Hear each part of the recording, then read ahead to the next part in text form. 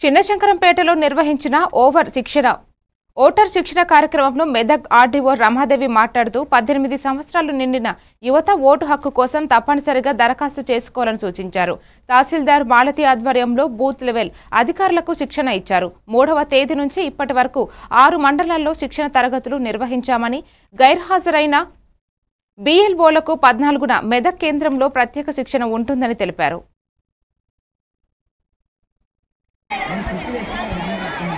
మనం ఇంకొకటి వాడతాం. నువ్వు ఇప్పుడే తీసుకోవాలి.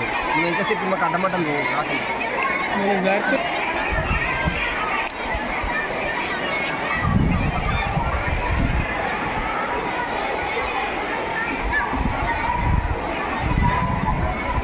ఉండాలి. మెంటల్ డిజార్డర్ కోడ్ వారు ఉంటే మాత్రం ఓటే రావాలి.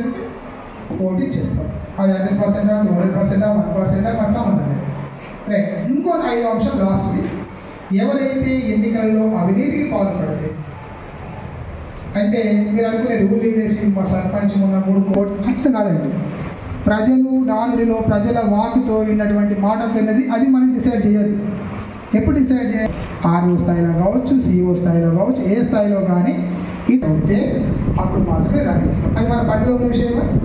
మీకు ఎవరు చెప్తారు? అది అవినీతి పడ్డది ఎవరికి కాదు. RO గారు కావచ్చు, ERO గారు కావచ్చు, ఏదైనా అక్కడ నుంచి మీకు ఆర్డర్ వస్తే అయ్యాయి అలాంటి ఏర్పడేది ఏర్పడదా?